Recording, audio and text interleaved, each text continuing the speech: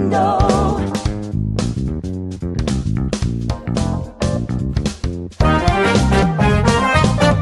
Yeah!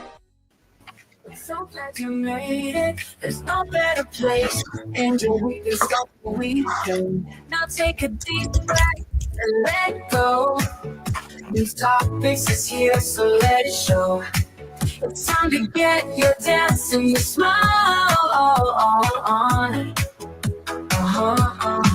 I'm feeling happy with Nintopics Podcast. I feel like dancing with Nintopics Podcast. It's been a hard week, but I feel better now. It's time to flow with the Nintopics Podcast.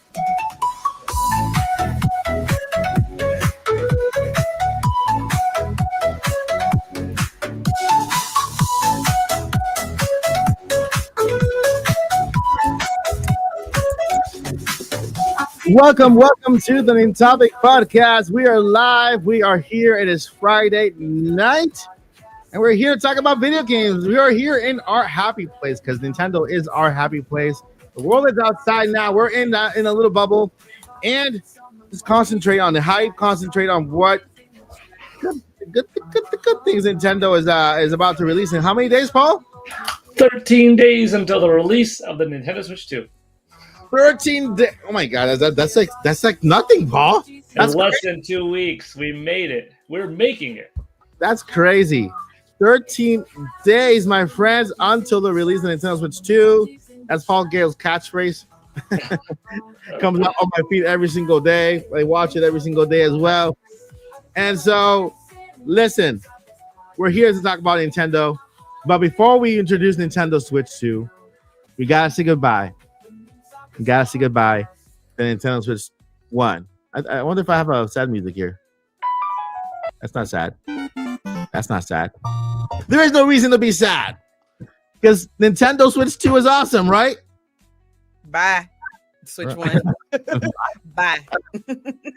But before we get into that, we got to introduce to you the all-star cast we have here tonight. Starting with the great Paul Gale, Force Network, all the way from Hollywood, California, next to Shintaro Furukawa, and neighbors to Miyamoto, illegitimate son to illegitimate brother to Doug Bowser. Oh, that's a new one. We just found out. Which means you met my brother just a few days ago. I did get to meet Doug Bowser. That was a bucket list moment to meet a Nintendo. How do you think we found out, Paul? Exactly. See, I had my brother Paul. He doesn't call me. I'm like, he doesn't. Oh man, you gotta call your own brother Paul. Like seriously, Paul. How you doing? Okay, it's been a pretty interesting week, and today I filmed a pretty interesting. So I always do this the night before or the day before. So today I filmed in another unique location. I would say tomorrow's day 12 or countdown. 12 days left video. Yeah.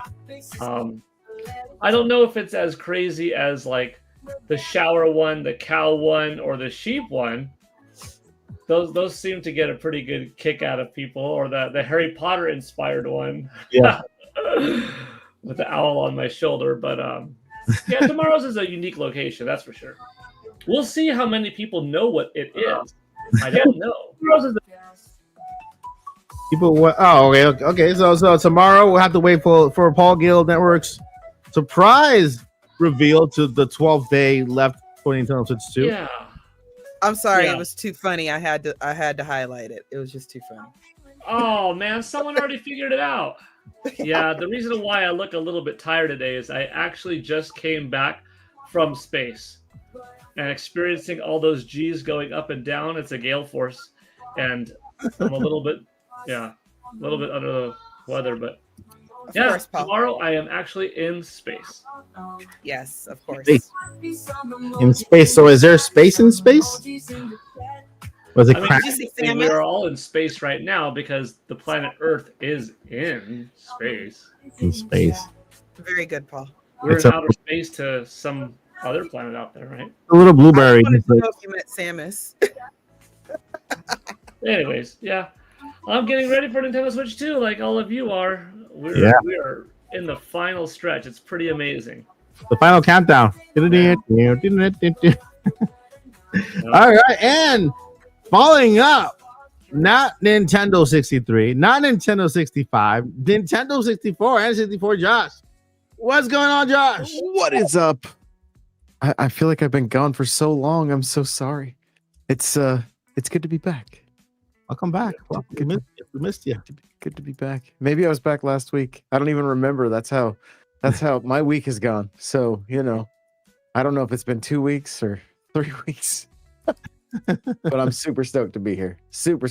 And yeah, excited to look back on what's I would say for probably all of us here, kind of a life-changing console. So really excited to look back on it. It is.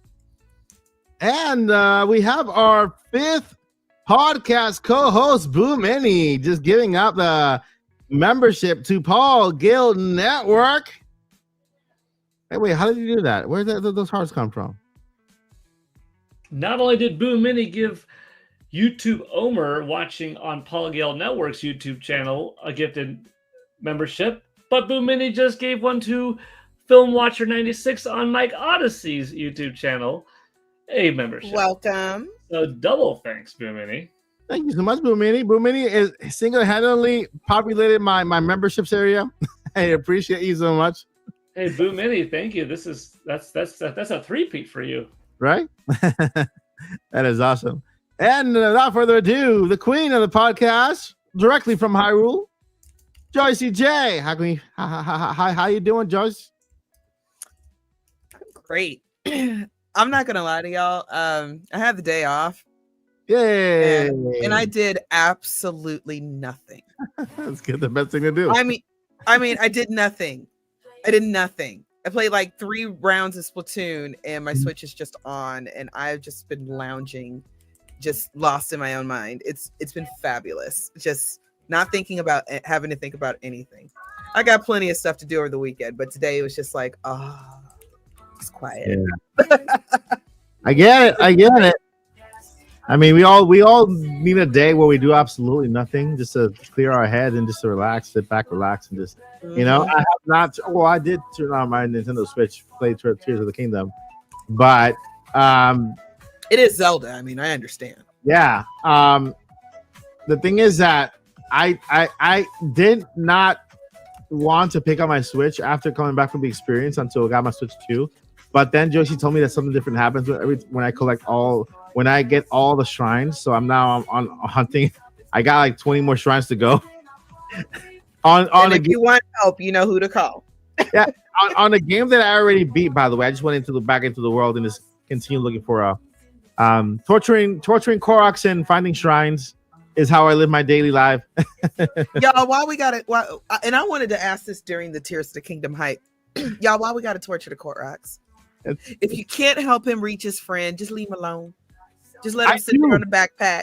You just leave him alone. Why we gotta set him on fire? The fun thing is that's part of the process. You torture while you take them to your friend. It's like you try as many ways as you can to shoot them over from one side to another. I strap him to a rocket, but then I aim the rocket straight over there. I had to get. Oh wait, go ahead. Over a what? Go ahead. It was over a mountain, but I didn't realize it was a cliff. Was that near a stable?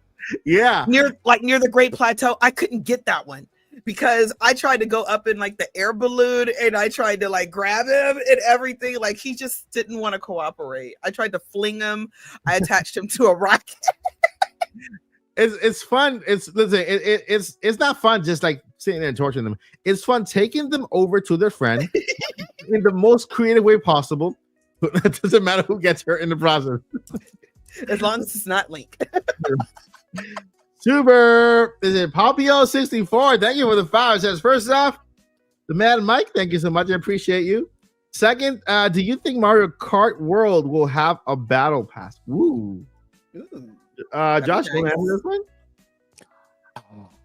I literally talked about this today, and I I hope it does, but I hope it's available. I hope if they do it quarterly, I hope the first 4 are included in the $80 price tag. Maybe, yeah.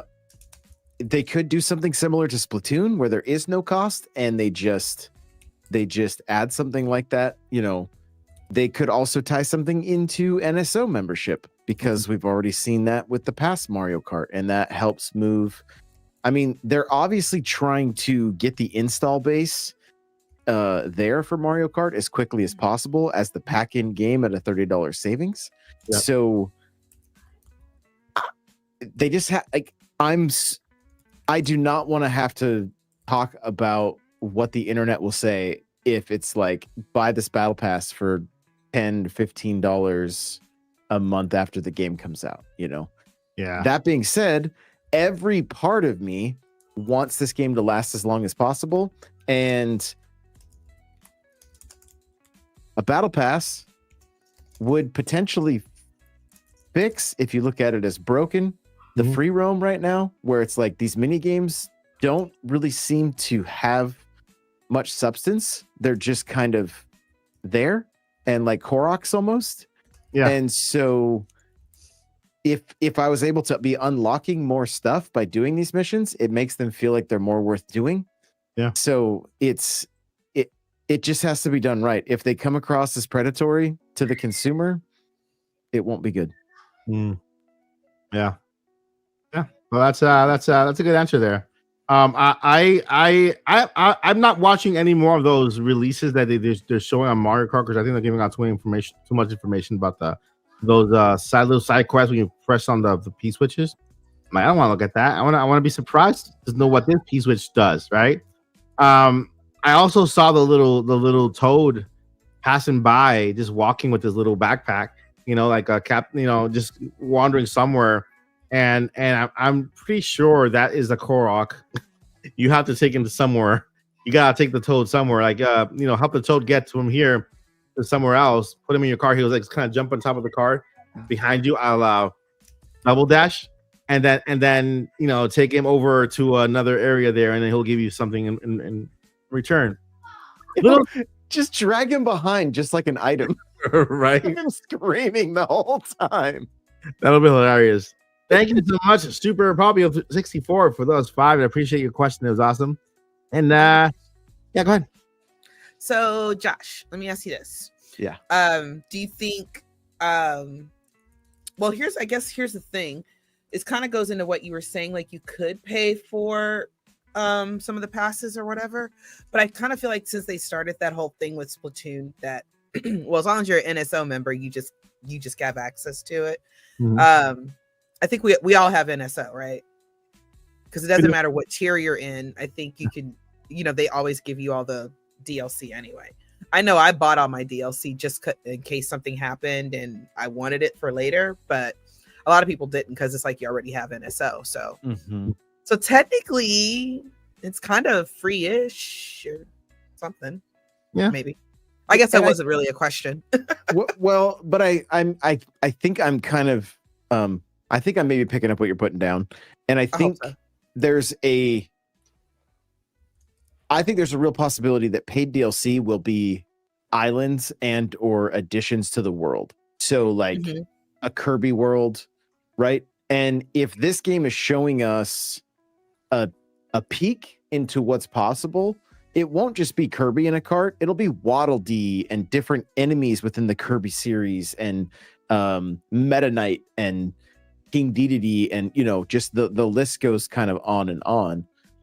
And so that's where I think paid stuff, like I think it would be the best if they did free battle pass, didn't go into like the games as a service, but still did the Smash Brothers approach where like an announcement at a direct is like, guess whose world we're going to next, or guess whose island we're going to next, and they add those other IPs. I think there could be hype built around it, but again, and they might do like a fighter pass where they do like a track pass, right? And then like you get all of the tracks for the coming, year or two, or however they do it. it's again, this is such a hard conversation because I feel like Nintendo. I was listening to Kit and Chris to talk about this, and it's like they've given us enough, but not like they've given us what they want to show, but they haven't given us what we're like. What justifies this price? What are we doing in here? What are some of these secrets? There's so many secrets that everybody's discovering. That like, you know, I have speculation that like there's tracks apparently in the world that aren't tied to Grand Prix. And then we've seen that map that has everybody's faces. And then you see that video where you pick up a Peach medallion and it shows Wario. And I'm wondering if you find that medallion, you go to where Wario is at on the map and you have like, maybe he's a rival or something and you have to race him to unlock him, but he could be unlocked from the get-go anyway. Like, we just don't know. Everything's speculation at this point. Yeah, and that's the fun of it, right? Christmas morning. We gotta find out. Yes. Until the morning to find out. I'm excited about it. I'm super excited. I have another question. Yeah. So I don't know if we're gonna get a Smash this gen. I feel like if we do, it'll be like towards the end-ish of the gen. So I wonder if Nintendo would consider putting everybody in Mario Kart World. Like literally everybody. Not Smash just is a big seller. I think we are. Smash is a big seller, so I could see them still adding to it or doing something special for it. But I don't know if we're going to get a whole new game until, like I said, maybe endish of the generation. So, actually, there was that on Nate's podcast last Wednesday. There was that same question. You know, we were talking about. Oh, it was. Yeah, we talking about. I fell asleep. Yeah, we're talking about Smash and Mario Kart and why can't they do the same thing with Mario Kart they did with Smash? And what they did with Smash was all Sakurai's petition. He was the one who petitioned for other characters to come in to his vision of Smash Bros. And so when Nintendo had to pay licensing deals to get some characters in and other characters, when they saw other characters come in, then they petitioned to be in there for free. For free but that's why we got that big Smash, because it wasn't Nintendo's vision, it was Sakurai's vision for his version of Smash Bros, which ended up being super successful and super hype. So I agree that Mario Kart could add something, but I'm guessing what they're gonna do, because they've added Mushroom Kingdom, just about every single thing is a driver now. Just everything. Yes. Kingdom. I think they're gonna do a Smash type reveal within the Nintendo world. Because nothing. Think about them adding Hyrule. How many drivers are in Hyrule? What can they make a driver? A Korok could be a driver. You know what I mean? I have to reach, my friend. With rockets on his back and stuff. Yeah. Seriously. Yeah, I wouldn't. What if they take some of the creations, like some of the ones that went viral during Tears of the Kingdom or something, and somehow get that in there? That'd be like low key awesome. Ganon could be a driver with this huge big car there and this mean face, big nose, you know, and Goron, the champions. Beetle can have a shop because we have a shop steer. You know what I mean? So free roam in Hyrule. Then you're just like running over like bokoblins and stuff like that. That'd be awesome. Bokoblins could be drivers too. You know, Epona could be a driver. Wait, which one? Epona could be a driver. Yes. Oh, right. Forget about riding Epona. Be Epona. Yeah, I'm here for it.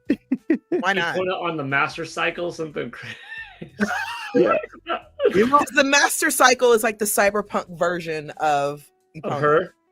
Yeah, because it's like it should have been called the Epona 3000. And that kind of makes me more excited than having other third party or other party characters come into Mario Kart. Seeing what could be a driver in other IPs, just to guess, like a Pikmin. Imagine a whole bunch of Pikmin drivers all together. Hold your hand item, grab the phone. I like that one. What'd you say, Paul? throwing Pikmin as an item, like Yeah. having out 50 Pikmin. Or wait a minute, what if we get to create our In own the memes water. again? What if we create our own memes again and we get to like throw each other? What's that little character from Pikmin called? That little is it an alien, a Martian, whatever? Like little Bulborbs. big nose guy Like Olimar with the helmet. Olimar. or Alf or Omar Alpha's. Olimar was the first space. So he's a driver, and he throws Pikmin. Yo, I just love I love thinking about like 3 Pikmin standing on each other, one doing the gas and one doing the wheel. Like, Yeah. That would be phenomenal. That would be fantastic, dude. That would be crazy. Nintendo, we're just giving you free idea. And that would be more No, exciting. y'all watch. That would be more exciting than having other people, because then it wouldn't be completely repeating what Smash Bros does. It would be something new, you know. Mhm. It's kind of being whatever. Oh, yeah, okay, now you're a driver. You were there, okay, you're a driver now. Everywhere else, you know, like what can be a driver in well, I guess in Splatoon, everybody can be a driver. Yeah, not only that, but like now I'm excited for Hyrule World because I really want to know what that looks like Yeah. in this type of Mario Kart setting. Mm. I was like, I really want to know what that looks like and which Hyrule, because we're on Switch 2 now. There's no guarantee we're still using the Breath of the Wild, art style.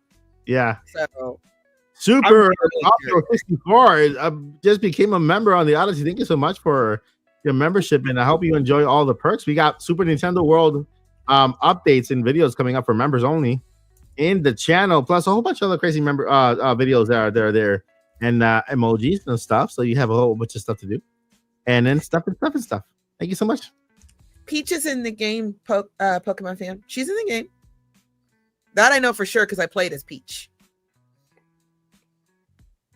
And there was a rumor again, Super Mario Popular 64 with a 5. Also, there's a rumor of paying for party chat monthly. Jeez, that would be kind of cray. Really? Paying for party chat monthly? That's crazy. It's part of your NSO membership, isn't it? Yeah, right. It's free until April of next year.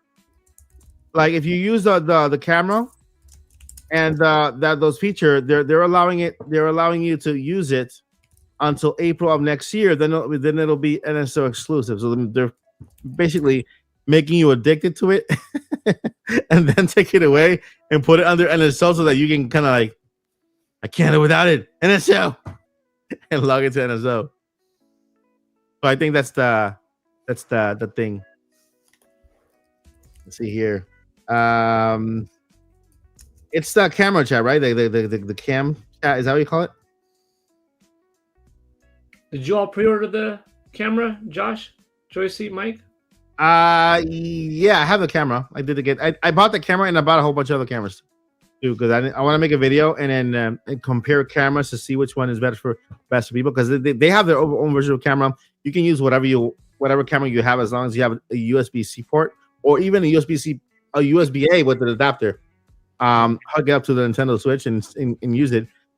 I can even use this camera with and I have didn't order the camera. Yeah, if you have a webcam, you can use a webcam you have, so it works. Another thing we just learned today: you can use your own mouse. You don't even have to use your the controller as a mouse. So that is big. That is huge.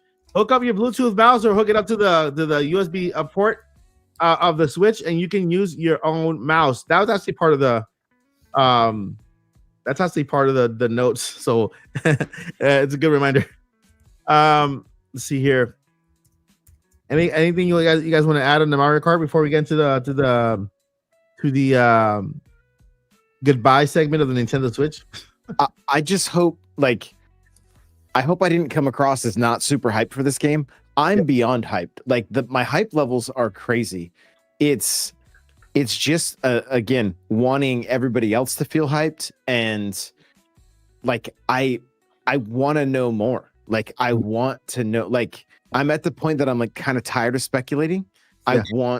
I want to know because there's like, if they add a leaderboard to the P switches, yeah, Now I want to get the fastest time on my friends list, right? Like that community aspect, that social aspect, right? That changes things.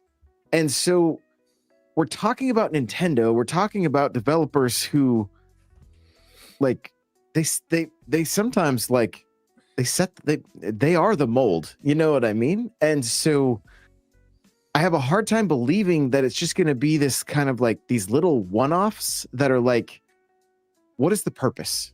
You know, why am I like in modern gaming? It just doesn't. It seems like a dated mechanic if there's not something else there, and I don't want that to come across like negative or anything else, but I want to see people enjoying this and having good reason to run around and again, if it's just going to unlock costumes, that's fine. At least it's unlocking something, right? I think that's really the point here, and that there's plenty to unlock in this game, and we know there's a ton of stickers to decorate our carts. We found that out this week, right? They finally talked about it in that developer interview. So like that's gonna be super cool.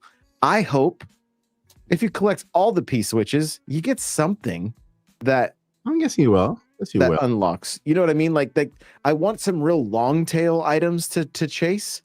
Kind of like how Gold Mario was, where you had to get 10,000 coins and that kind of stuff. Like it doesn't happen overnight. Like, so just those real like long tail unlockables. And I would love if they went crazy and it's like when you hit 10,000 miles in game, it unlocks something cool, you know, or so, like something that like, you know, 3 months from now, if you've been playing the game hardcore, you're going to unlock cool stuff. So I'm super, super, super hyped though. And I just hope it doesn't come across that I'm not.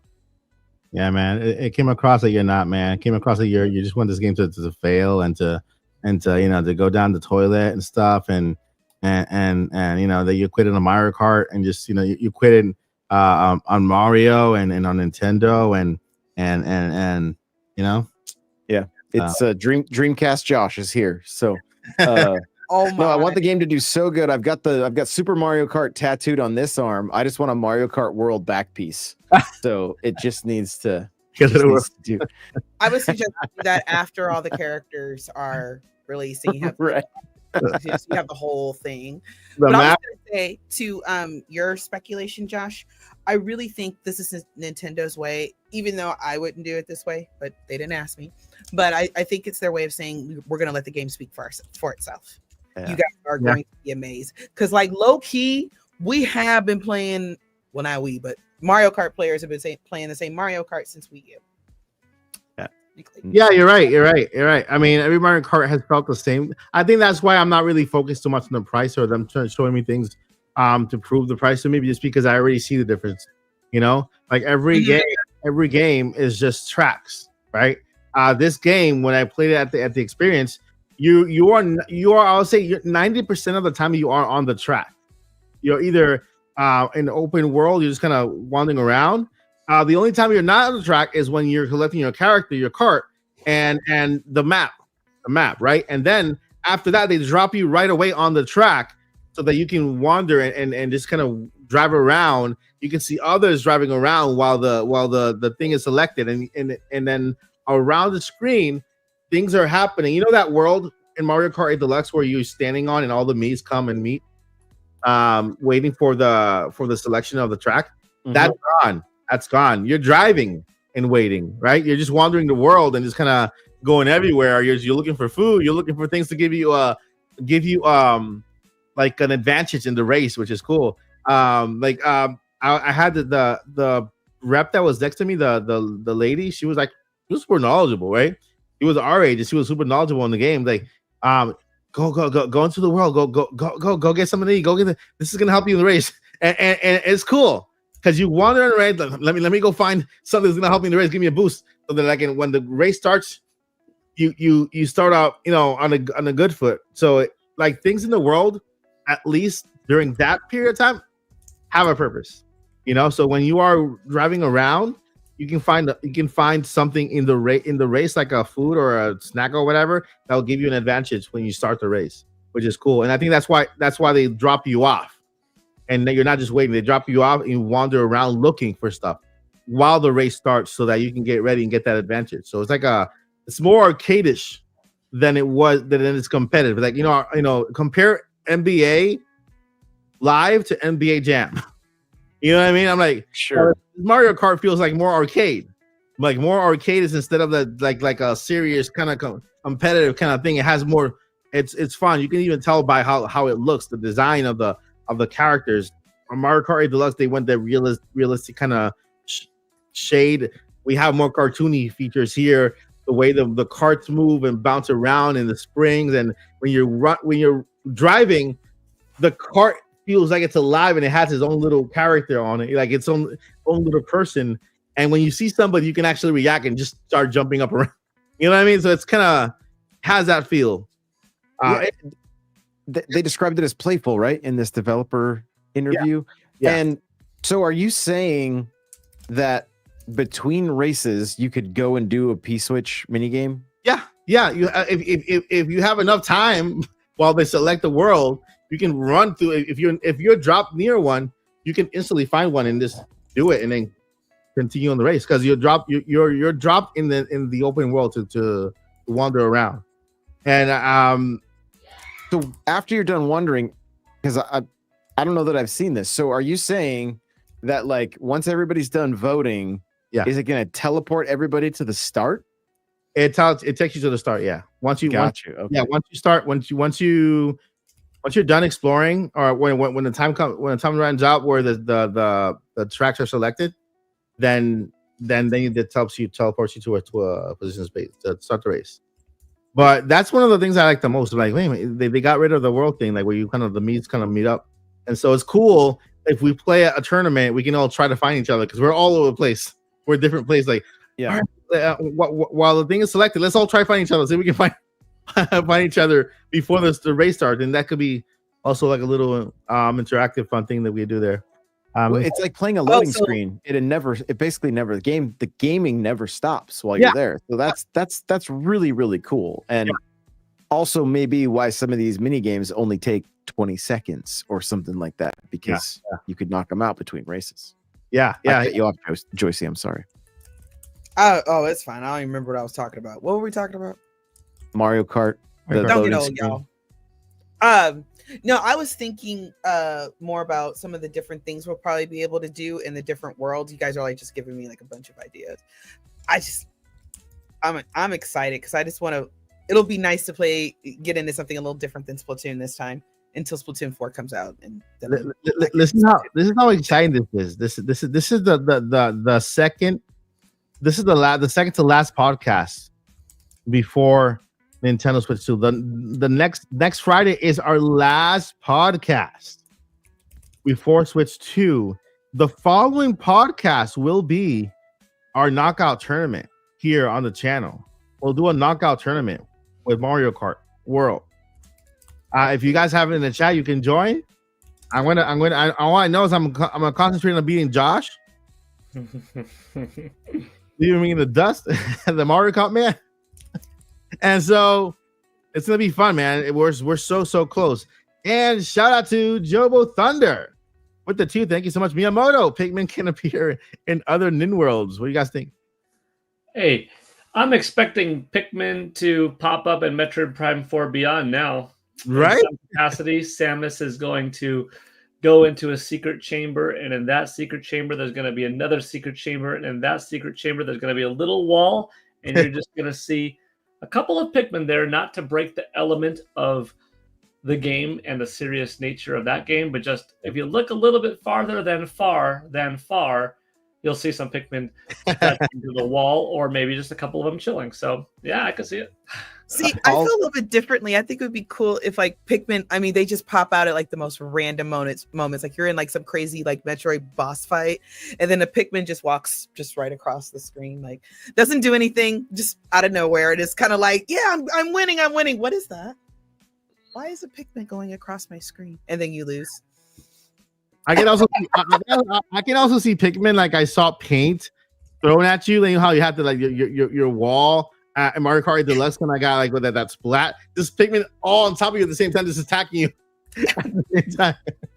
Well, to lean into what Paul said too, if you find that room, when you beat Prime 4, a little ship takes off as the planet's exploding, just like in Super Metroid. I would love that. The Olimar flying off. And you get the little motor going.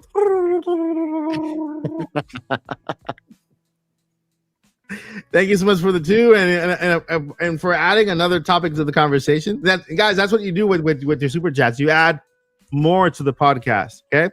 And then if you have any questions, you can also ask them. We'll highlight them and then answer them at the end of the podcast. All right, one more thing before we head and say goodbye to Nintendo Switch 2. Joyce is gonna go nuts with this one. We have a new rumor. Well, it's not new, resurfaced that apparently we're close to seeing a reveal for a remake in the land of Hyrule for Nintendo Switch 2. This comes to us by Nash Weedle, who was in the podcast on the Attack the Backlog channel, and he mentioned that there's a Ocarina of Time remake planned for Nintendo Switch 2. Mm-hmm. You know, and so I'm gonna let Josie comment on this because what do you think, Josie? So, word on the curb is that with this remake, it might be a change in some of the artistic design.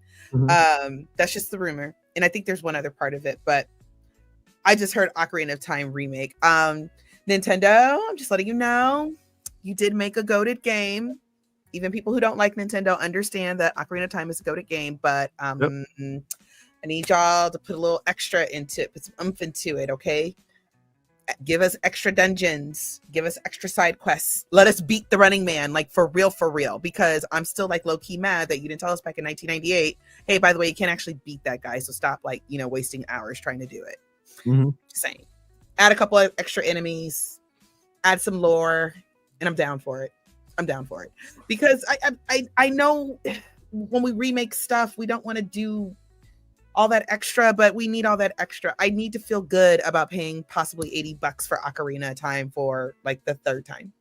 You see, Ocarina of Time is the kind of game I think they're gonna go huge on. They're gonna go big on because first thing, it's such a it's gonna be huge. It's a big game, right? It's not like your typical 2D game that they're making into a kind of 2D top-down game, like a Link to the Past or Link's Awakening, like they did with Link's Awakening, and they remade it to Link's Awakening top-down cutie patootie, mm-hmm. And they took I'm going to make Echoes of Wisdom cutie patootie, right?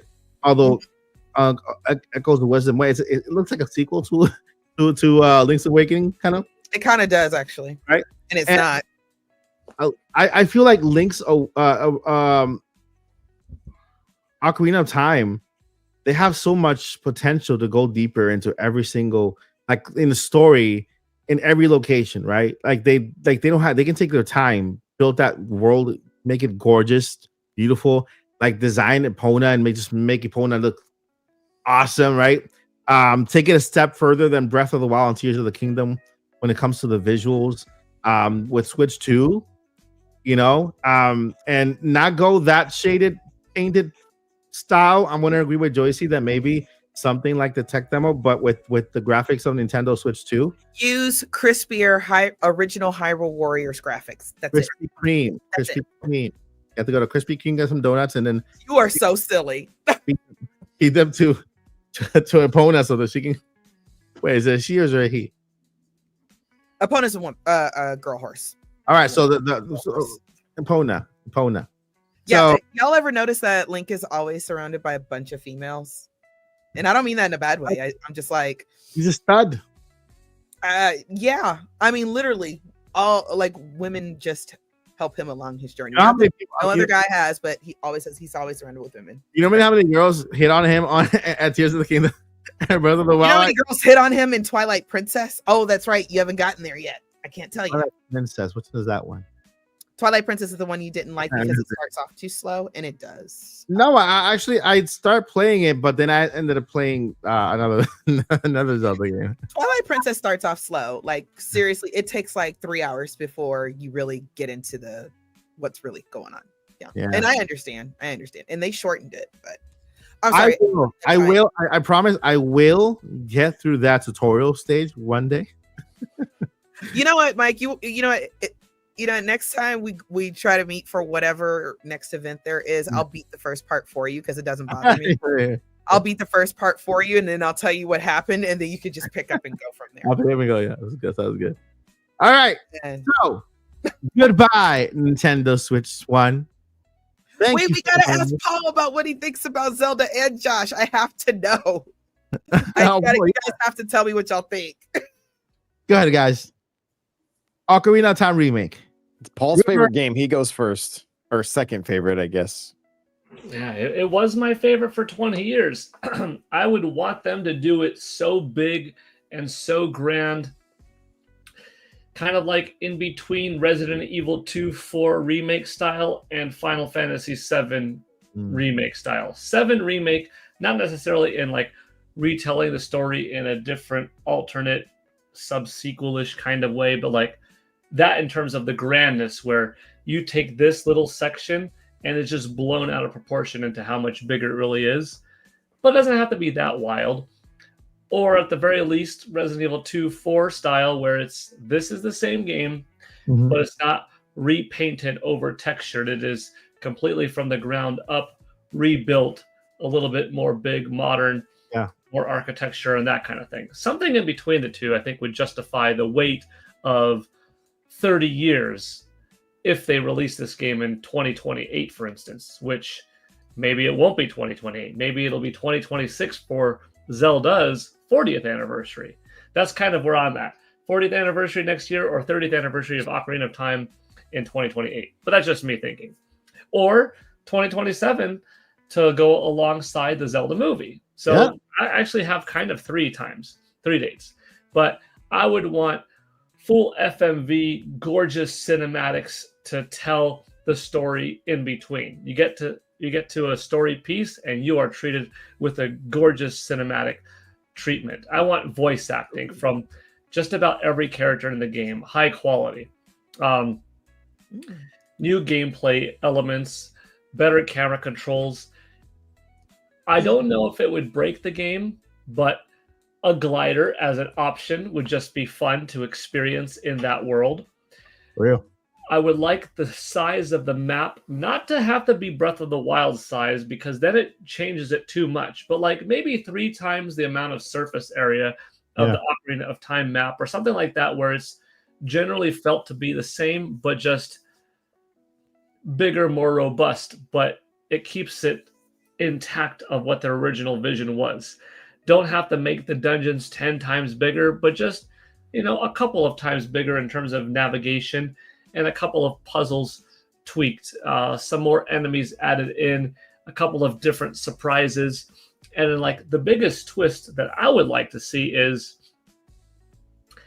an alternate path mode where you get to play as Sheik in the 7 years of Link's slumber / teleportation into the future. So you could go back in time between Link as 10 and 17-year-old, but here you get the opportunity to play as Sheik during those 7 years, and it's a very action-oriented, Ninja Gaiden-esque type of thing with that individual fighting enemies, laying down traps.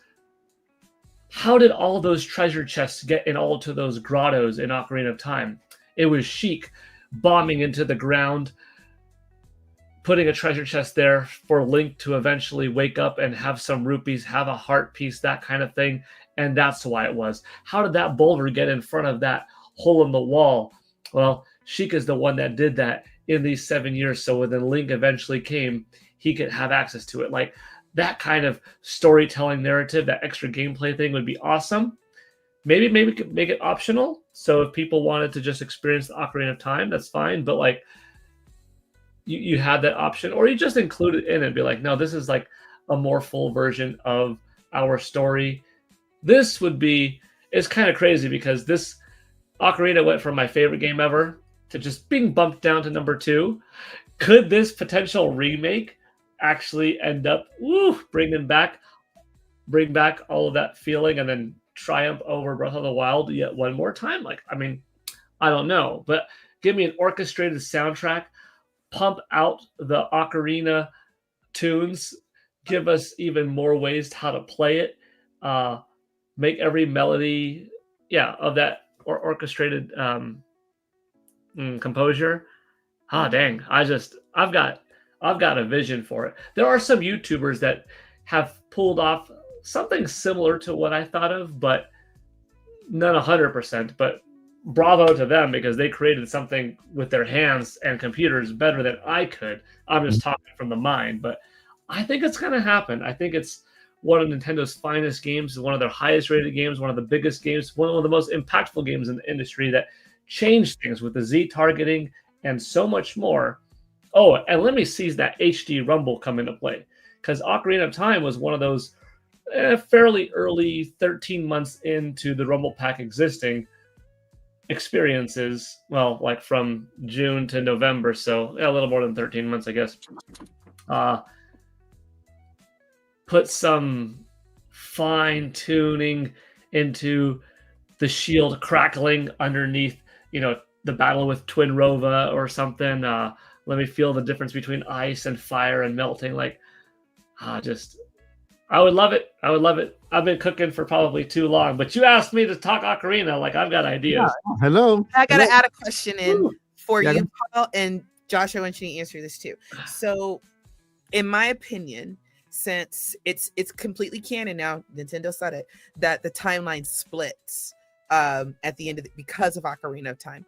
I would personally enjoy seeing some kind of visual representation of that split, and I would love to know, and I would love to see, kind of like in the outro or something, what happens to in each. I mean, we know, but it would be nice to see, like or just like we see Link in another game. It would be nice to hear even more lore on that. So yeah, what do you kind of, again, that it's not technically a question, but how do you feel? How would you feel about that? Or is that too obvious because we kind of already know? I think having different endings that you would either be locked to, or different endings that you could achieve all in one simultaneous run, and maybe have a little bit of afterplay that you could hop into this world, just a little bit of post, don't make a full-on game, because that's what Twilight Princess is for. That's what Wind Waker's for. That's what those games are for. But like, let me enjoy a little bit of the gameplay experience in the world afterwards. Like, that's one of the things that I really appreciate about some titles, where you beat the boss, you can still access that boss, but it's kind of acknowledged by the story. Things are better. Thanks. Go ahead and enjoy things. And like, let's see Link leading right up to Majora's Mask in this kind of scenario. Let's see Link leading right up until he's meeting Zelda again for the first time, and just it doesn't progress too far in, but just a little bit. Let's see something not so good, and you're playing as a ghost warrior. I don't know. Like, there could be some more fun to be had like that. I would just like, as he puts the sword back, maybe we see it like split 3 ways. It doesn't have to be like it's something huge. I would just like to see it acknowledged. And I'm so sorry. Y'all don't get me started on Zelda, so this is all. Yeah. we are still in topic, because that was part of the news that came out. So the rumor of Ocarina of Time remake potentially. I can't help myself. And Josie, that's what you're here. That's what you're here, because your opinions and your topics are super highly. I'm Link's favorite auntie. Yeah. All right, Josh, what do you want to add? Three options in my mind. One, the Unreal version that we've kind of seen on the internet, where it just looks really, really great, and it's essentially gorgeous. Mm-hmm. 2, a version that looks and just kind of track with me on this one, but that looks similar to Bowser's Fury. So like, how like it gets dark and it rains, and like that I'm not saying like make it look cartoony as Bowser's Fury, but like give it that that game did a good job in the 90s of like, this is kind of spooky, right? Like it's it had some spooky parts. You walk into that town and those like, I don't remember what they're called. They like zombies. The way they would scream and everything, it was like this. Gibdo, it's the Gibdos and the Redeads. Yeah, they just want hugs. They just want to hug you. They want to hug you till you stop breathing. So, they were creepy, and I think they could really lean into that, and just kind of give it that aesthetic, where it just I don't know the best way to put it, where it just, and maybe all it boils down to is they take the 3DS versions of both games and do a double pack, but make them the vision they had for the 3DS, make that same vision come to life on the Switch 2, right? So it just can, like, I feel like it was a continuation or like an improvement. Keep that look, but I would love updated versions of both Ocarina and Majora's Mask. Again, I know that's not the rumor, but a 2-pack like that I think would be fantastic. I would like some answers to questions from the game as well. What the heck happens to Navi exactly? The whole reason Majora's Mask happened is because Link had to go find Navi. I mean, can we talk about it, Nintendo? I know it's dark. I know it's scary, but you already gave us like Dead Hand. So there's Final traumatize us anyway. There's Final Fantasy and remake, and how they split that game in so many parts. I can already tell you they're going to, if they do Ocarina of Time remake, they're gonna follow up with Majora's Mask as well, because it's basically a sequel to that one, right? Different, So new question. Can I add my 2 cents to the? Yes, please. I think that those 7 years that you were talking about in the beginning, are gonna be like made into a Warriors game, like Ocarina of Time Warriors. We got a super chat from Attack the Backlog. Thank you so much for your support, man. Appreciate it. And of course, good show there. This is where we got the news of the Ocarina of Time remake. Nash Vito was on Attack the Backlog, so that's where the story came out of. Hope you're all good. We are gonna get Pikmin running around our homes for AR. That would be fantastic, right? Also, release Twilight Princess HD already. For real. Hey, Attack the Backlog. I have been pushing for this for longest, and I put this on every Nintendo survey that I get, and I get one at least like maybe once a month. Yeah. And I tell them they need to remake Twilight Princess from the ground up. I understand there's a possibility that could change the ESRB rating, but if you played the game, it's not anything crazy. So they need to remake it from the ground up. They can put the HD version on NSO for GameCube or whatever. That's fine. But it needs to be remade from the ground up. Go ahead, slap a T rated or whatever's mature rated, whatever you got to do to make it. There's no reason why that game looks like that, and Wind Waker still looks beautiful. That don't make sense. Right. And I won't argue on that to the day I die. Thank you so much for the support. I appreciate it, and of course, great content. Go follow Attack the Backlog at his channel. He has great content over there on his side, and support his content. This is where the news on Ocarina of Time remake came from, guys. So great content. Thank you so much for the support, man. All right, we got another one. Here's go to Taker 610 with the 5. Paul, when Nate asked him to continue the countdown to launch day, just when I think I'm out, it pulls back in. Such a great quote. But they're really funny, Paul. They're really cute. So I like the countdown. I'm kind of like low-key sad it's about to be over. It's not gonna be over. There's another countdown still left. Countdown to the Zelda movie. Because there's a countdown to Donkey Kong after that. Oh my gosh! And when they announced the new games, or Metroid Prime 4, there's a new countdown for that one. That's it, Paul. Probably. I mean, not that it was harder to do. Well, it took a little bit more, because the whole gimmick of this second countdown was different locations. Yeah. Right. Whereas the first one, all I did was put on a different shirt, and I have a couple hundred video game shirts and stuff like that. So I would want to do something kind of different again. All right, I'm gonna give you an idea. I'll give you an idea. Uh-huh. Invite a different content creator to send you a little clip. Just upload it. Have other people do the countdown. Yeah, but on your channel. Pick a different day. Yeah. I start doing collabs, like you just Right. randomly show up at people's houses, like you're like suddenly at Josh's house, just like eating waffles. 200 days until the Zelda movie. The Zelda movie, that's got a big one. That's a big one. Yeah, that's a It's a big one. long time. Were there other rumors? Like, No, that's the only rumor we have so far on isn't there a Bayonetta video game. and an Astral Chain 2 rumor? Not that I know of. Is there? Because allegedly I heard that they're still continuing with Bayonetta 4, because it low-key like kind of started a little bit, or Kamiya kind of started a little bit like a few years ago. Yeah. But of course he's not there anymore. So, but apparently they're still going through with it. And we've talked about this before, and I said I had no faith that we would get a new Bayonetta 4 unless like That's good. mm-hmm. That's And good. but the other big one is that the Astral Chain 2 is definitely happening. It's still a rumor, so we don't know, but that's what It's I also happening. heard today. Not even a rumor. That's just a given.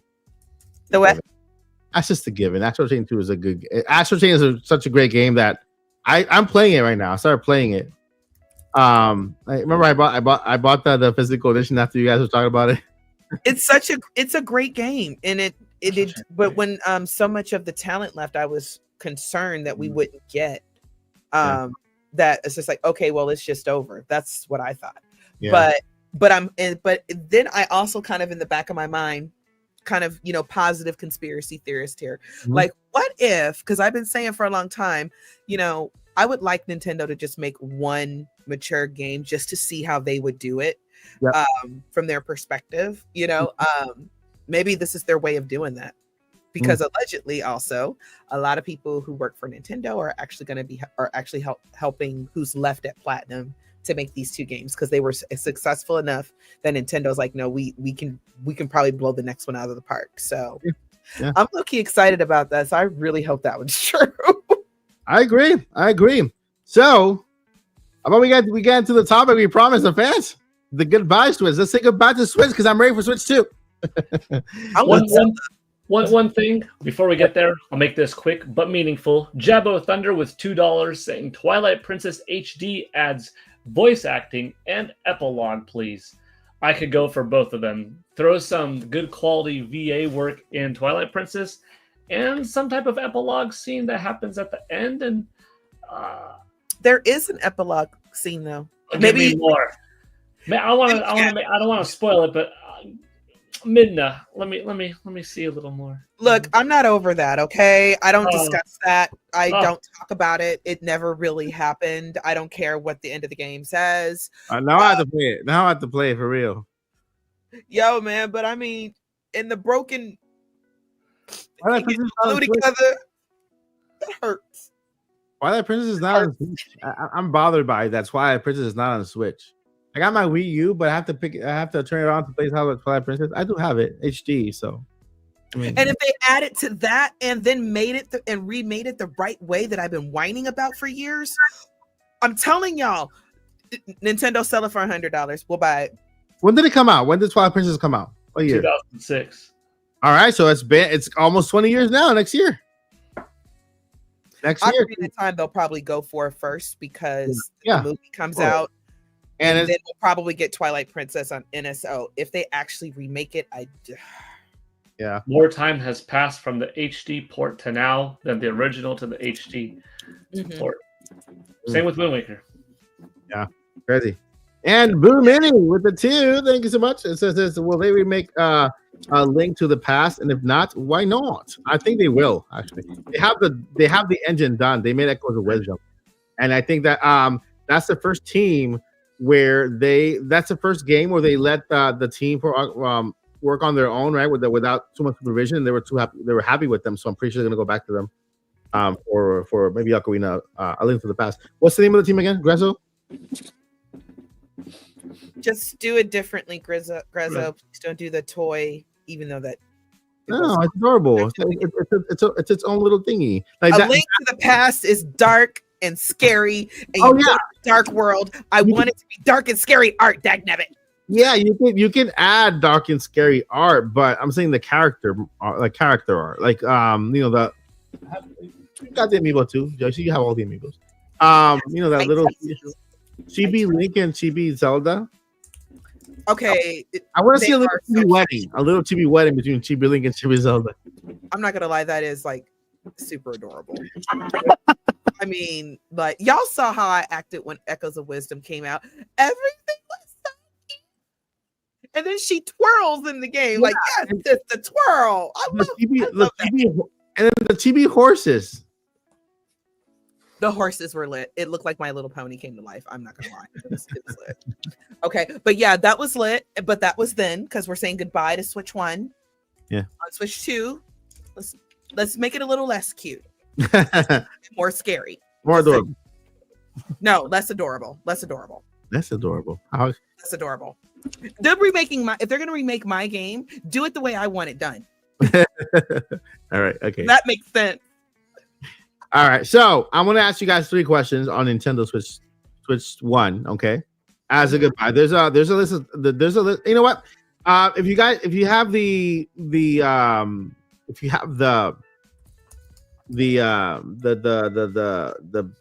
document in front of you, I'm gonna pick 3 questions from those. There's 1, 2, 3, 4, 5, 6, 7, 8 questions in topic 1 for Nintendo Switch. Each of you can pick 3 of those questions. The chat doesn't know what it is. You pick 3 questions that you want to answer.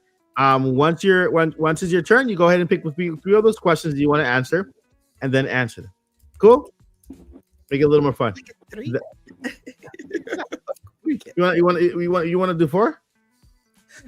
Let's just say I will keep my answer short, no matter how many I answer. Yeah, because one of the some of the questions have follow up, like what is this and why, or what is this and describe it, or something like that. So, Josh, you want to go first? Yeah.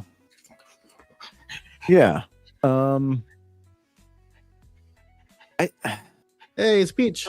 I'm not gonna pick my favorite first party game because we all know it's Mario Kart, right? Like that's so, but I'm gonna pick the first party game that left the biggest smile on my face. Good one.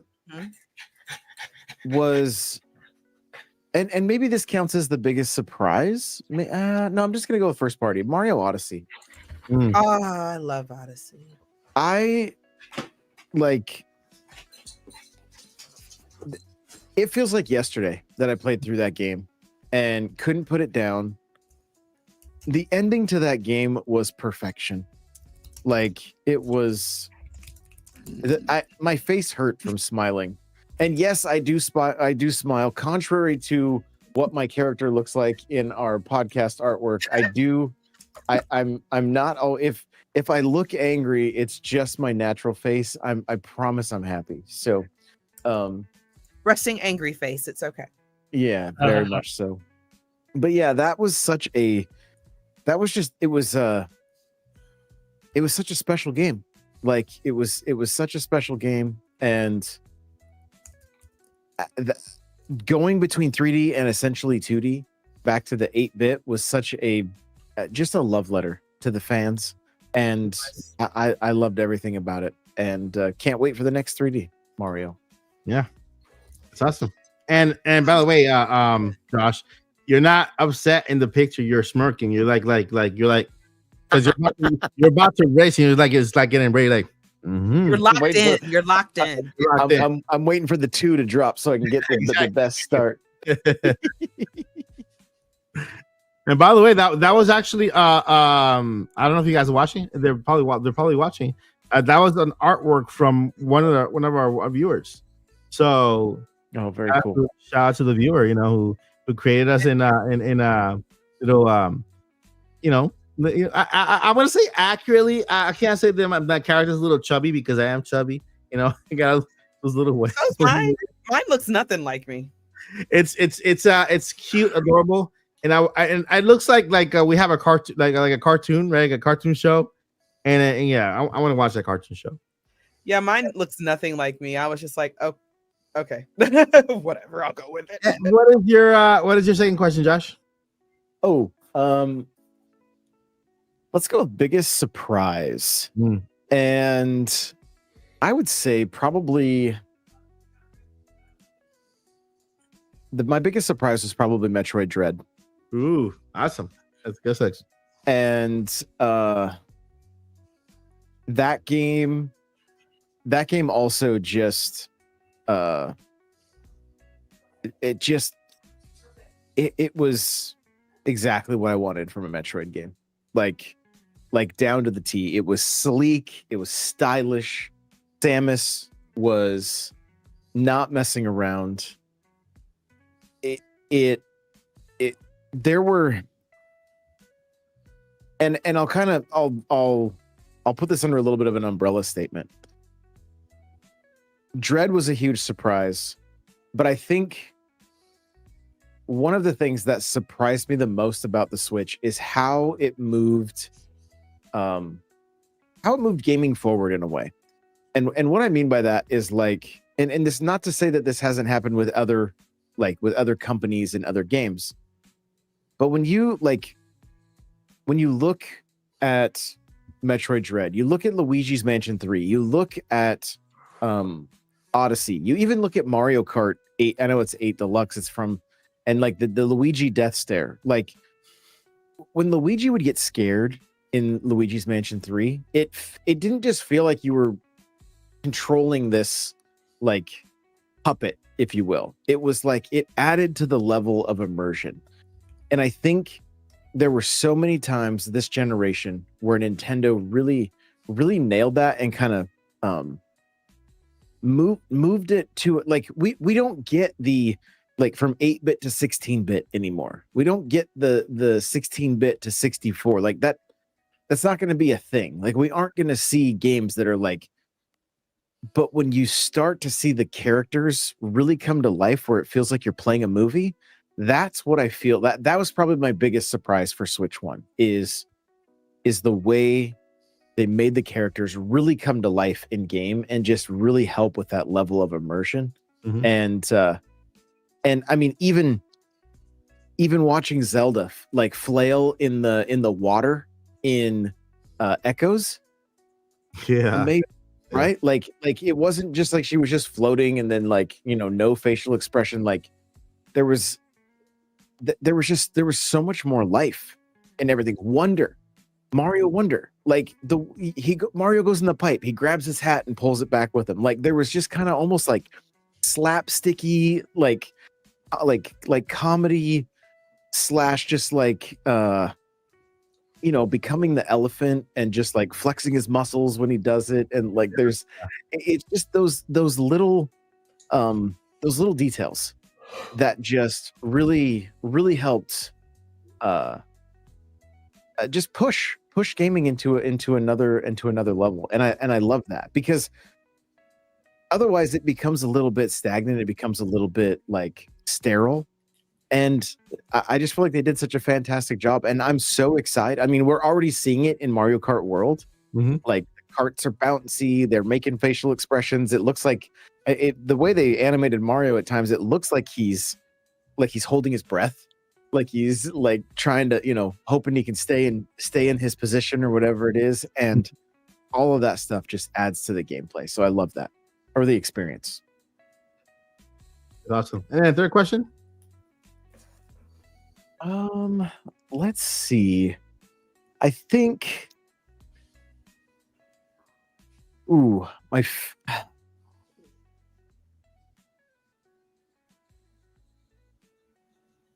So I'm gonna mix that up a little bit, and I'm gonna say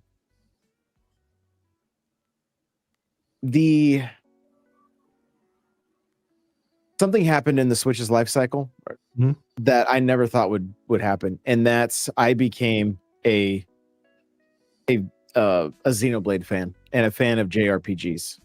And prior to that, I had played Pokemon Yellow.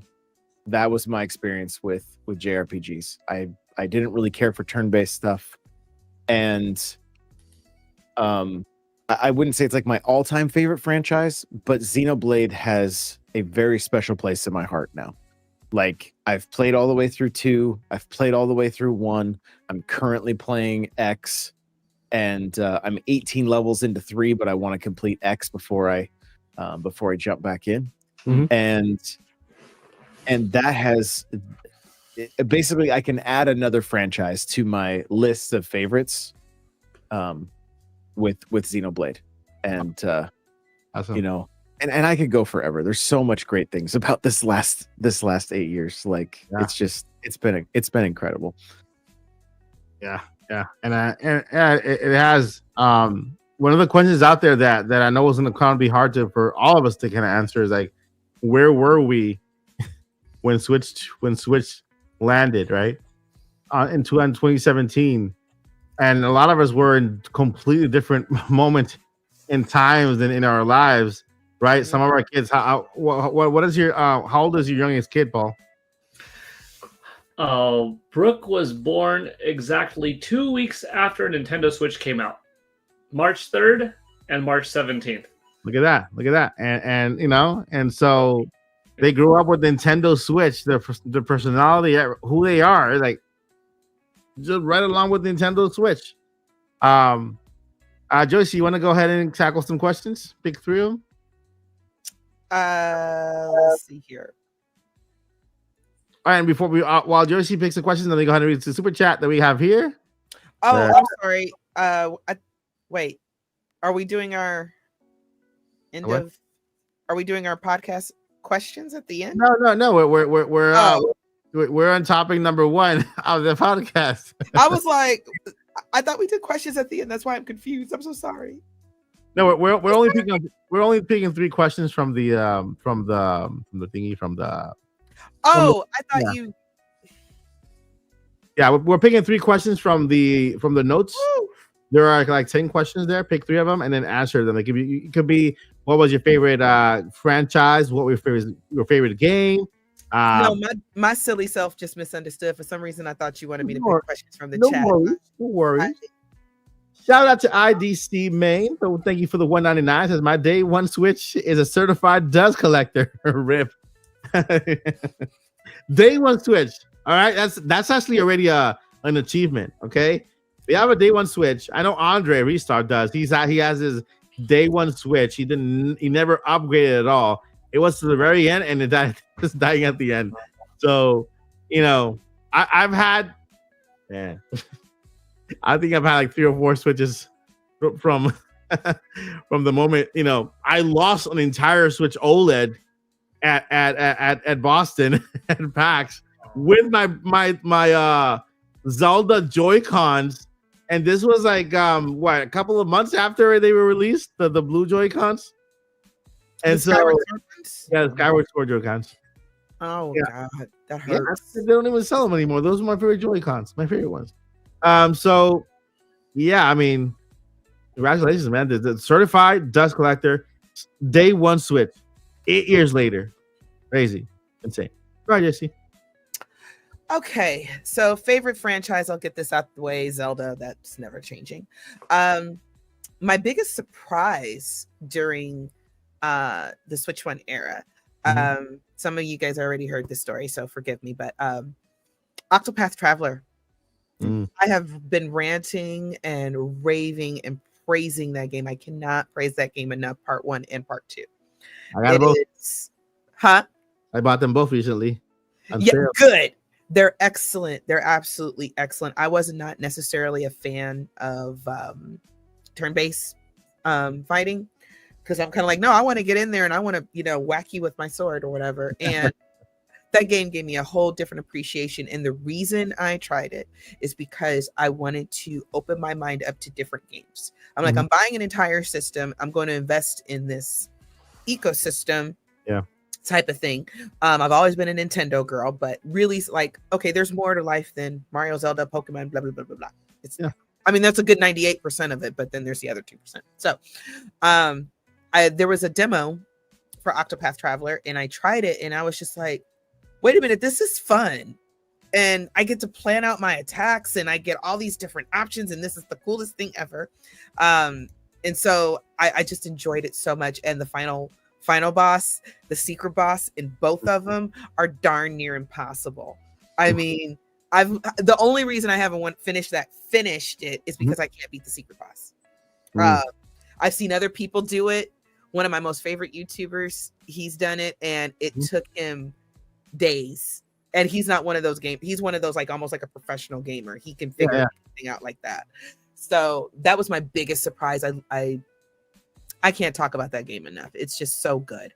And where I was in life when Nintendo Switch 1 came out, I was not in the best place. My God. And I'm in a very, very, very different place now.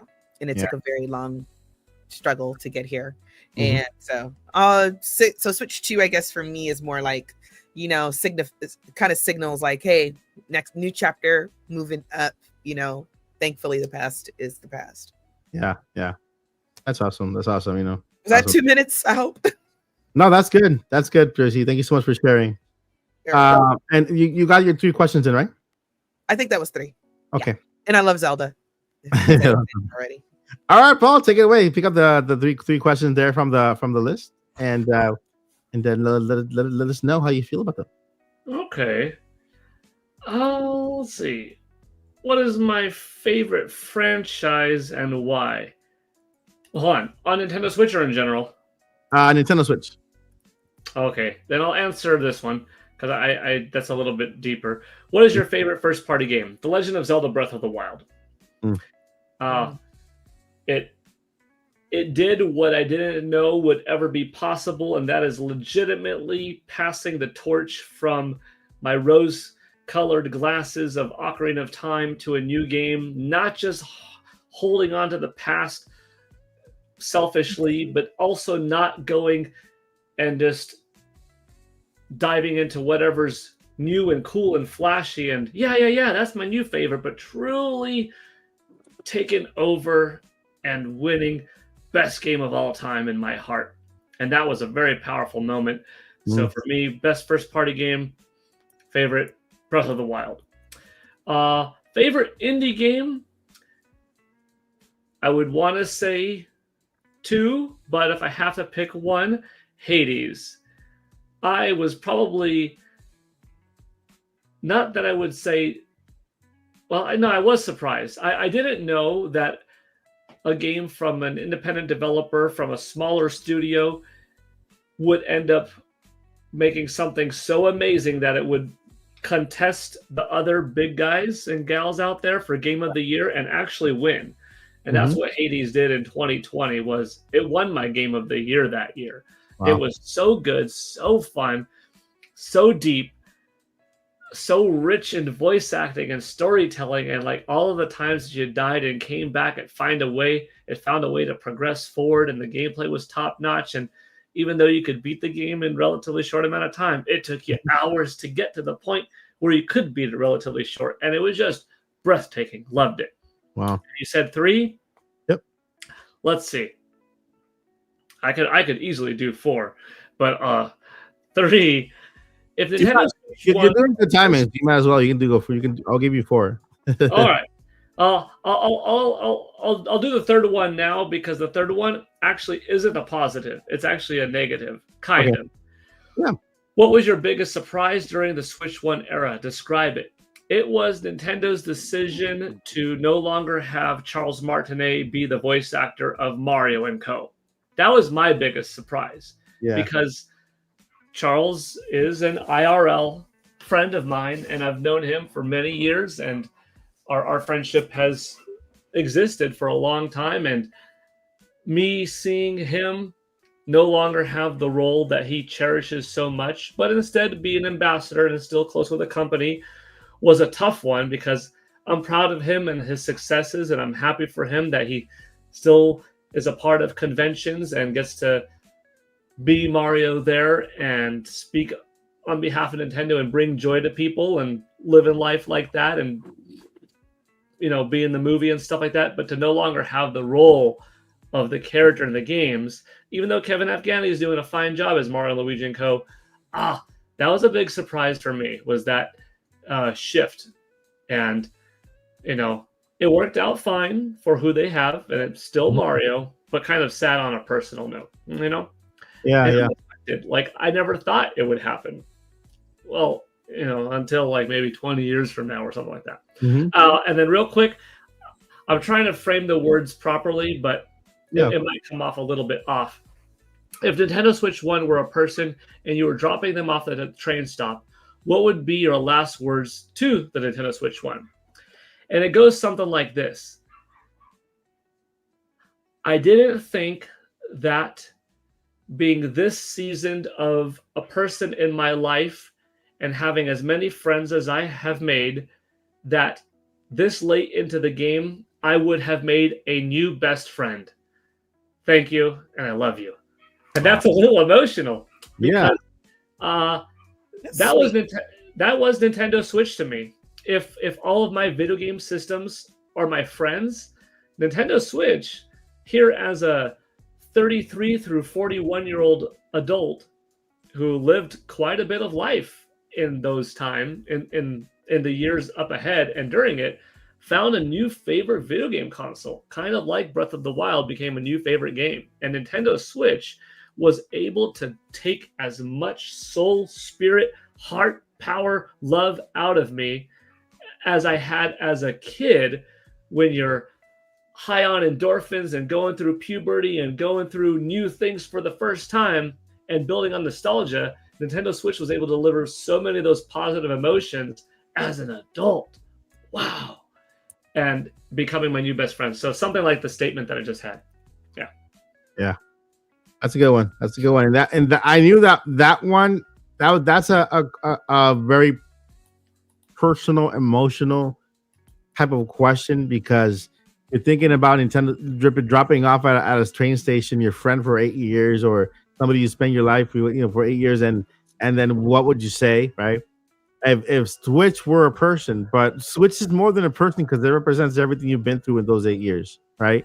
And how Nintendo Switch by itself has kind of carried us, right? Through hard times, good times, difficult times, and all the things that life has thrown on us. We've kind of found some type of distraction, some type of I would say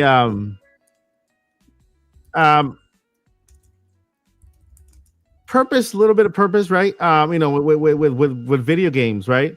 And not only as content creators, but as people as well, right? And so you're right, Paul. I'm right there with you.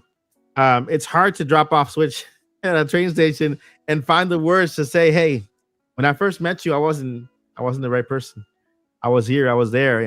My life is not what it was, and maybe it's I've had lows, I have highs, but along the way you were always there, and I thank you for all the memories, all the memories, like the memories. I played Switch with my daughter. We bonded over Pokemon, right? We played Minecraft for the very first time. She fell in love with Minecraft on Nintendo Switch. We played there for hours on end, right? And so I'm sure everyone in the chat can testify. Everybody here on the podcast is also the same way, how where they were and where they are now, right? So we've lost people along the way, because we've had, my stepfather, I know Josh as well. And so in some way or another, Switch will never replace it, but Switch made life just a bit less sour without them, without them in our lives. So we're all grateful for Nintendo Switch. We're all grateful for the distraction it has caused at certain moments, during fights, during disagreements. So pick up Switch, just play a beat 'em up game, or get lost in Breath of the Wild, or just shoot somebody in Splatoon out of anger or out of love, or just go to Mario Kart and just Run over someone. drift until you can't drift no more. I still don't know how to drift in Mario Kart, so I'm looking forward to learning. Hey, you know what? Learn. You got 13 days to learn. 10 days. Go ahead. It's interesting, or what's fun about these series is that it truly is like you have And we know this is pretend and it's video games and not real and fiction and blah, blah, blah. But it is almost like you like kind of make a friend through these characters, you know? Yeah. When you're blowing off steam, like, you know what, Link, we're going to go burn up some Koroks for the fun of it, you know? And Link's with it. He's like, all right, I'm with the mess. Let's go burn up Koroks. You know, it's almost like the way you feel about, you know, musical artists. Like you feel like somebody's going through it with you, whether it's good or bad. So that's kind of how I feel about all of our favorite characters. I love that part. Yeah. So that is Switch. Let me pick one question from there to answer. Let's see here. Franchise versus party. Prize. Where were you? Okay. It's here. All right. So Nintendo Switch. I have to say, if Nintendo Switch, I want to answer what Paul answered, but in a different way. If Nintendo Switch were a person dropping off at the bus stop, thinking about, man, 8 years. I started this channel about a year or two after Switch came out, and I have to give Nintendo Switch the credit for allowing me to meet Paul and Josh and Joycey and Nate and Andre Restart and everybody who has come across making new friends, making lifelong friends, and Peach over there. That's Peach, right? That's Peach. Yeah, I'm learning. And of course, over everything, my community, you know, like the people in the chat, people in Discord, they know how discouraged I've been sometimes, right? And they go above and beyond to leave me like the most amazing messages when I need it the most, and they have no clue sometimes what I'm going through. But somehow, some way, they leave a message on my channel that lifts me up and just gives me a little more hope and just gives me that fire that I need to pursue, right? If you didn't know, I'm going blind. It's happening. There's nothing I can do about it. I'm already blind in one eye. When I started this journey, I was about 80% blind. I'm about 50% blind on the other eye now. And so it's happening, right? I don't know when it's gonna happen, when it's gonna be my last day. I thought my last day was a couple of months ago when I woke up one day and everything was blurry, everything was gone. A couple of days I had to stop. But the community, man, just they got behind this channel. They got I call it the Nintendo Switch community because it's part of Nintendo Switch, right? You guys got behind me and supported me throughout the entire journey. And if I don't want to quit, and if I do ever lose my sight, I will not quit, is because of you guys. Because of Joycey, because of Josh, because of Paul, because of Nate, because of all the people I've come across that have been part of my life. I don't have friends in real life outside these doors. You guys are my friends. You know, I got my brothers and everything like that, but they all have their own lives going on. And you guys are my friends. You guys are my closest friends. My community is my closest friend. And I owe all that to Nintendo Switch, you know? And that's why I'm looking forward to, you know, growing old with you guys with Nintendo Switch 2, because by the end of Nintendo Switch 2, we'll be old and pruny. We'll be like, we won't. Joycey, like, Joycey, are you there? Joycey? I am eternally 19. And so, you know. And I don't have to explain that. My hair was a lot less gray when Switch came out. I can tell you that much. Yeah. I've met 19-year-old gray-haired people, so I'm just saying we don't really know. Josh could be 19. That was also me. So. Yeah. I don't know. I think I don't know. I think gray hair on younger people is actually nice. So I'm not upset about it. Yeah, well, yeah. Well, I don't have that. You can't see all my grays yet. A lot of them are like in the back. But they're there. I have to. I'm gonna become clean to you guys. You guys, I'm very honest. Sometimes I steal my wife's eyeliner to cover some grays. A lot of people do that. You know, like my wife is like, in her mirror. I'm like, give me that. You know? You should have your own separate thing of mascara because eyelashes and beard hair are very, very different. You do not want to put that. What's going on her eyes, you don't want to put that in your beard. What's going in your beard, you don't want her to put that in her eyes. No, but yeah, the thing is that I'm gonna send you some mascara, Mike. I got you. After I did that, she never used it again. It's like, no, I don't want that anymore. Like, just you keep it. Exactly. Good move. Good move, Mrs. Odyssey. I appreciate that. Yeah, good. I will send you some mascara, Mike. I got it in good with Matt. Yeah, stress hair. You're right, Nat. Weed is stress hairs. Stress hairs. Yeah. It's like, I what? feel like anybody who has children, gray hair is truly against your own personal will because children make you gray. My dad said this. Well, he said when my brother was born, he went gray on one side, and then 10 years later, I'm born, and then he went fully gray. So if you have children, I don't. The gray hair is not your fault, and I promise you, you look beautiful with it. I promise. All right. So, guys. Well, we're gonna go ahead and take. We got 2 questions left because we've hit the 1 hour 30-minute mark. Of the there's one more thing though, Mike. Check our private chat real quick because I got something that I should tell y'all and tell the people. Okay, let's see here. I might have to feel the. I said from me. I'll just tell y'all. Mike will figure it out. In case y'all didn't know. And Stash retweeted this earlier. So in case y'all didn't know, it's Necro Felipe and PH Brazil that are saying that the rumor is Nintendo Direct either during the week, it will happen in the launch week or later of the Switch 2. Which kind of matches up with some of our predictions because I think we all said that we believe June is going to be the next direct. Yeah, we've been talking about that since like last year, like last week, last month. But I don't think it was official. It wasn't an official rumor yet, though. Yeah, and because now that we got PH Brazil and Necro Felipe backing it up, it's kind of like okay. So I think I would take that one a little. They jumped on like okay, we're into it now. Yeah, exactly. Give me a June 11th or something like that. Ooh, I'd be happy. We're just playing Mario Kart, and then it's like a Mario Kart World, and we're all playing, having a good time, and it's just like Nintendo's just like, we interrupt your current race to bring you a very special announcement. Actually, that would be low-key fire. That would be low-key fire if they could do that. I mean, we're still racing, but they're gonna have like big billboards like showing off the direct as you're racing. That would be lit. All right, so we got a couple questions. We got only a couple questions here. If you guys want to drop your questions, we'll only take limited questions because our very own Paul Gill network is not feeling too well today, and we don't want to keep him too long, so you can go back to rest and get better. But we don't also want him to miss your questions if you have any questions for Paul. So right now, do we have any questions in the Q&A?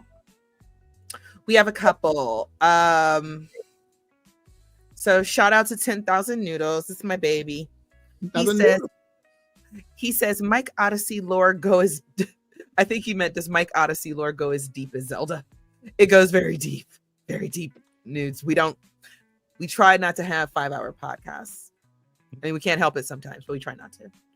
So that's how deep the lore is. We just don't have time to get into it. He's, thank you so much for your question. How do I make these 2 weeks pass by faster?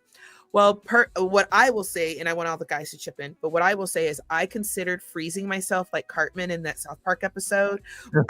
He was waiting for the Wii. And I was like, I could just freeze myself. And then I remembered the whole episode. And I was like, what if I do end up like way in the future? And then like you guys aren't even here anymore. And then like we're not even on the Switch. And I like never play the next Bayonetta, the next Zelda and everything. And I wake up in a whole new world.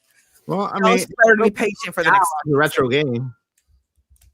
But see, but remember in the episode, like Cartman goes like 500 years into the future and nobody plays video games. Can you imagine?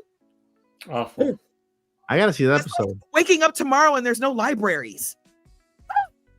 There won't be any libraries. They'll all be digital. To answer that question a little bit safer than freezing yourself, just watch my daily countdown series. It makes the journey go a lot better. It really does, honestly. Yeah, because listen, they're short clips, but they work. Okay, they work. It's do work. That calendar check off once a day, and you don't have to worry about it. You just watch it. You're like, oh, that's the date. Good. Somebody somewhere has how many about 13 snapshots of Paul's face on their calendar. We need to work on the calendar for next year, guys. Oh yeah. We'll do it. On You know what, podcasters guys? I'm announcing it now. The Nintopics Podcast coming 2026. No, I'm not going to be in it. I'm just going to help everybody drool over all the guys in it. You're gonna be a Zelda. I'll be the producer.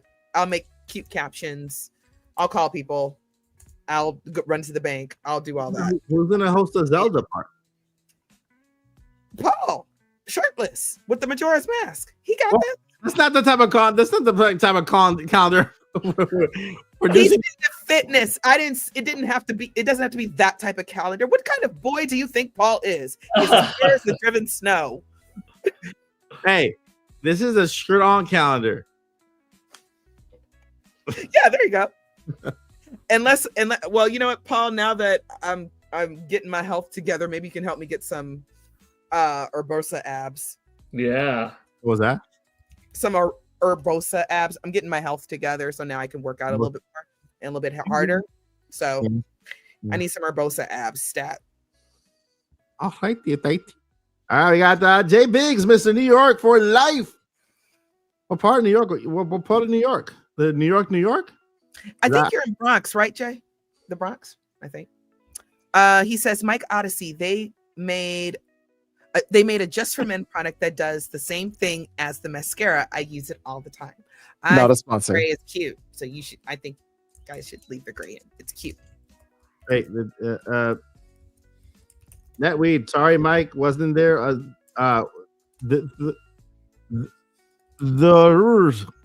Sir.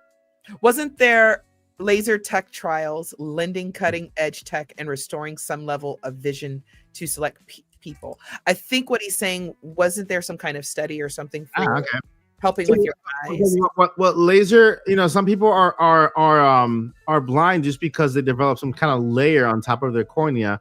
And there's a layer called cataracts, right? So they basically, what they do, the laser does is shave off that layer off and make the cornea clear. My problem is that my cornea is thinning. So it bulges out and out more and more, and it thins to a point where like I'm trying to be graphic, but it bulges out until it can actually crack and leak. So that's what if you look up keratoconus, look up advanced keratoconus. You'll see like people with like pointy eyes, like because that's what it happens. Because instead of round like a lens, it becomes like pointy like that. I think there was another content creator who was recently diagnosed with keratoconus early though. I can't remember who. Somebody in our community that we know. This was I think the last year they talked about it. It wasn't in Nintendo. Again, with the name, I can't remember the name. Nintendo something. But yeah, that's the deal with the banana peel. I can go faster by playing DKC Trilogy. He has a very good point. It is. Joey, that's a valid point, Joey, because play your backlogs for the next 2 weeks. You got to go, Paul? Yeah, I don't want to interrupt. I'm not going to. This is probably going to be my goodbye, but I'm going to just leave my chat on and the stream on to keep that number going, to keep extra people talking, and just in case I feel a little bit better, I just have a little bit of an ear thing. If you notice in the Nintendo Switch 2 countdown yesterday, is that a hospital room that you're in? Yes, I was. Have had an ear pain the last few days, and I'm on medication. So with that and the lack of sleep from that, the medication, boom, I'm pretty tired. It's hard to keep up. But I can't wait, and you all should stick around because I can't wait to hear at least. Maybe that's going to be my bedtime hearing is Mike's voice talking about his Super Nintendo World recap and Donkey Kong World or Donkey Kong Country recap and the future of Universal. I'm so excited to hear your impressions of it because I didn't go to DKC. Yeah. Mario, so I really want to hear that, and I feel bad that I have to go now. So that's going to be the next podcast. We're ending the podcast now, Val. Well, then, okay, then Where I can, made it to the we, end. where can we find you, Paul? Oh man, I made it. I thought, see, I'm not even thinking Good right job. now. I thought, I see you guys later for the next hour that you're all talking. I'm going to be listening, but oh no. Yeah. Oh, I made it. Okay. Okay. Anyways, whew. Thank goodness, because I feel bad. I'm on YouTube and I'm on X or Twitter at Paul Gale Network on both. On YouTube and X, I am doing daily Nintendo Switch 2 countdowns. It's like a 4-second clip. It starts your day off right, in my opinion. And I'm talking video games and martial arts and stuff like that. Oh, not to plug. Well, I mean, I guess that's what this is. This is a plugging segment. Yeah, plug it. I'm a big-time video gamer, and I'm a big-time Really? martial artist and exercise enthusiast.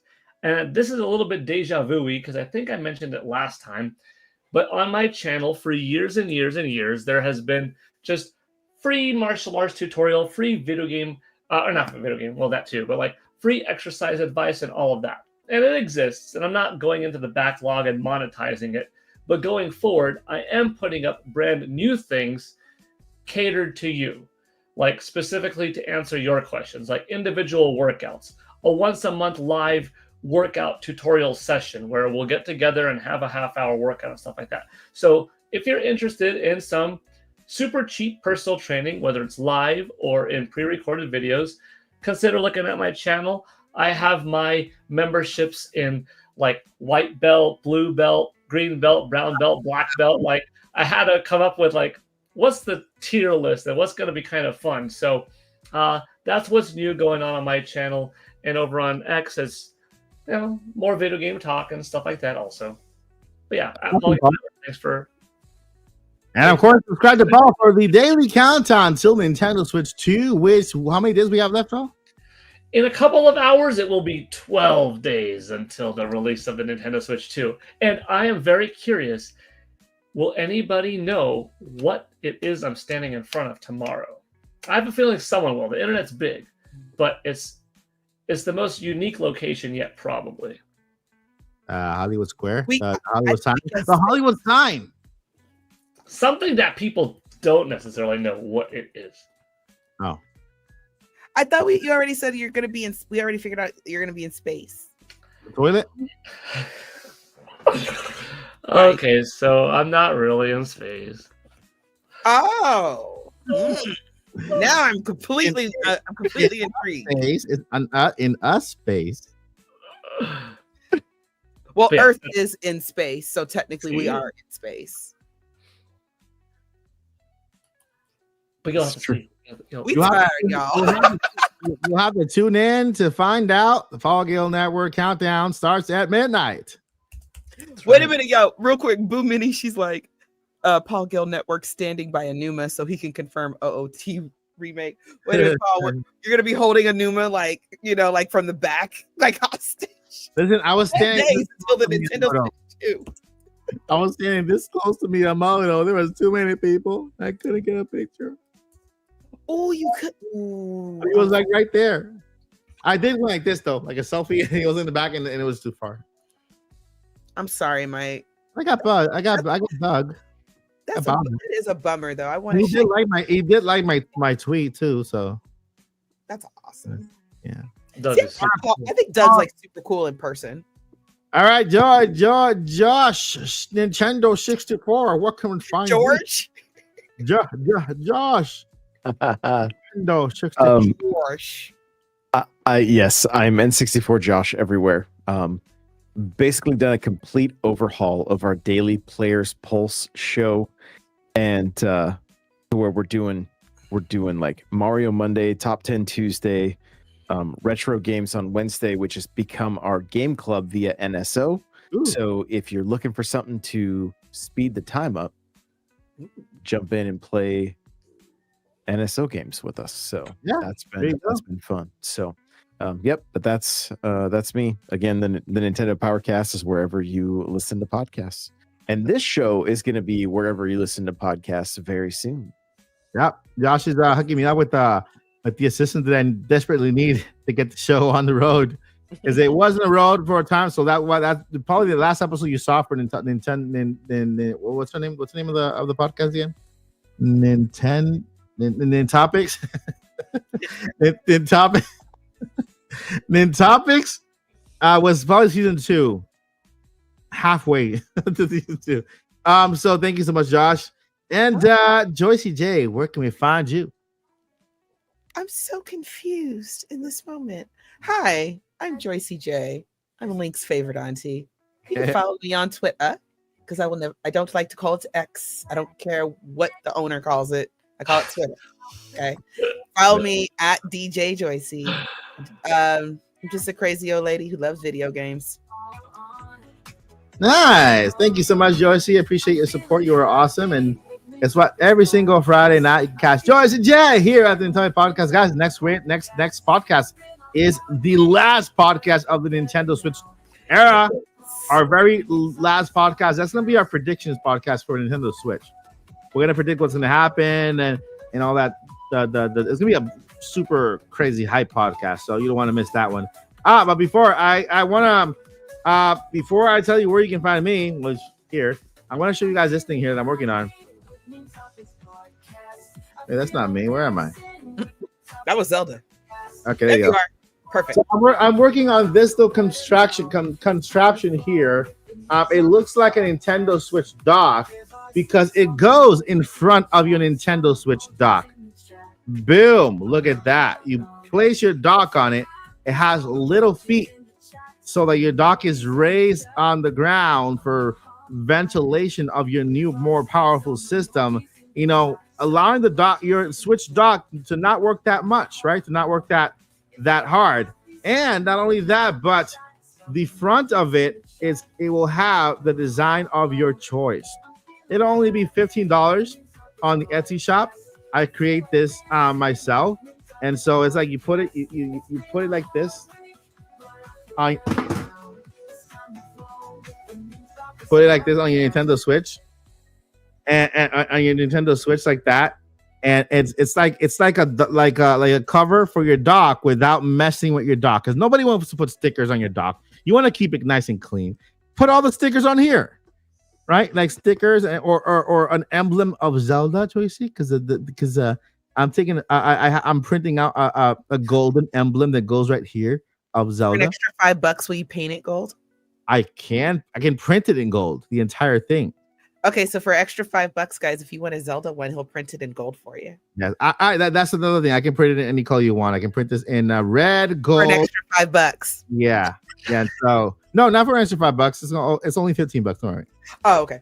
And then if you guys wanna, I just want to let you know, it's a little thing, like a little face for your dock that you don't have to mess with your real dock with, and it has the little hole here, so you see the little light for the Switch also.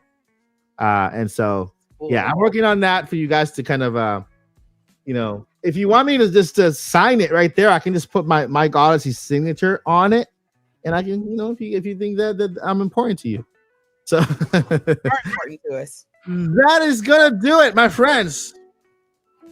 Yeah, that's not the bug. Oh, it is actually. Yeah, this is the Mario Kart lo-fi.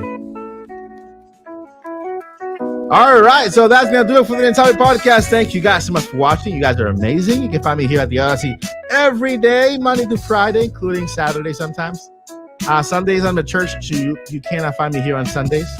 And then again on Monday, Tuesday, Wednesday, Thursday, Friday, and Saturday. Also, you can find me Nintopics Podcast. Indie Mania is coming in late June. We'll announce it later on as well. We got cool things going on. And before we let you go, we got two things we got to let you know. Yes, I can print it in black with gold letters. You want black, gold letters. Yes, I can do anything you guys want or asking in chat. I can print it in any color. Even those colors that change colors, like the gradient ones that kind of, you go like this. I can print it any color you want. All right. Without further ado, number one. Where is it, Josh? Never give up. Never give up. Josh said never surrender. Never surrender. And number two, Paul Gale Network. Journey on. Journey on.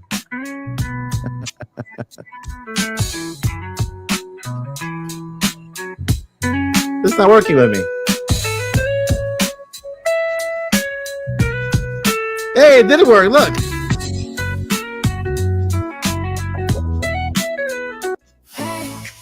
Bye, guys. Bye, everybody. Good night, guys. We can start your weekend. Now take a deep breath and let go. Nintopics is here. Nintopic Podcast, all things Nintendo.